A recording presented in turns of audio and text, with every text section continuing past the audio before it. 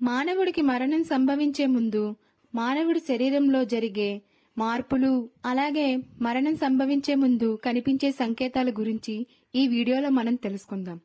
ముందుగా అయితే మా ఛానల్ ఫస్ట్ టైం ఎవరెవరైతే చూస్తున్నారో దయచేసి సబ్స్క్రైబ్ చేసి, లైక్ చేసి, షేర్ చేసి, కమెంట్ చేయండి ఫ్రెండ్స్. ముందుగా అయితే టాపిక్ లోకి వెళ్ళిపోదాం. శివపురాణం ప్రకారం మానవుడికి మరణం సంభవించే ముందు మానవుడి శరీరంలో కనిపించే సంకేతాలు, జరిగే మార్పుల గురించి ఈ వీడియోలో మనం తెలుసుకుందాం. ఒకనాడు శివపార్వతులు అలా ఏకాంతంగా ఉన్న సమయంలో పార్వతీదేవి శివుడిని ఇలా అడిగింది, స్వామి, మానవుడికి మరణం అనేది తప్పదు. అలా ప్రళయంలా ముంచుకొచ్చే మరణం నుంచి మానవుడు తప్పించుకోవాలని ఎన్నో ప్రయాసాలు చేస్తాడు. అయినప్పటికీ మరణం నుంచి తప్పించుకోలేడు.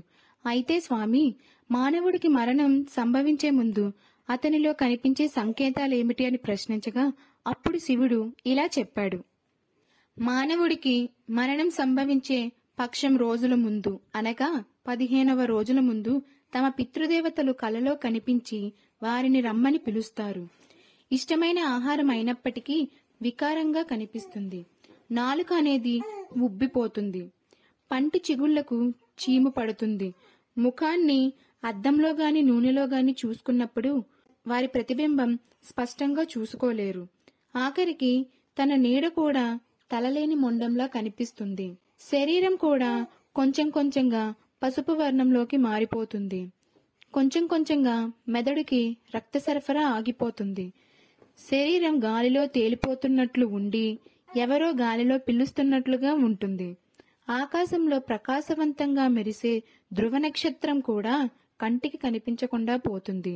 ఆలోచన శక్తి నశించి విచక్షణ జ్ఞానం కోల్పోయి పరాకు మాటలు మాట్లాడుతారు.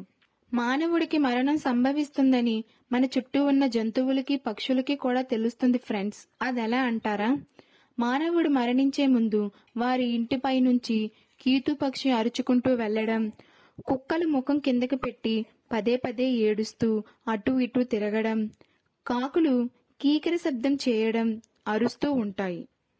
ఇలా మృత్యువు సంభవించే సమయంలో జీవుడి 2 కళ్ల మధ్య నుండి ఒక కాంతి వలయం బయటికి వస్తుంది. ఆ మహాకాంతి వలయం నుండి యమభటులు బయటికి వచ్చి అగుష్టమాత్రమైన ఆత్మను యమపాసంతో పెకిలించి ఒక భరణిలో ఉంచుకొని యమలోకానికి పయనమవుతారు. ఇలా ఒక జీవుడు మరణించే ముందు ఆ జీవికి అనేక సంకేతాలు కనిపిస్తాయని శివుడు పార్వతీదేవికి వివరించాడు. సో ఫ్రెండ్స్, మీరు కూడా ఇలాంటి లక్షణాలు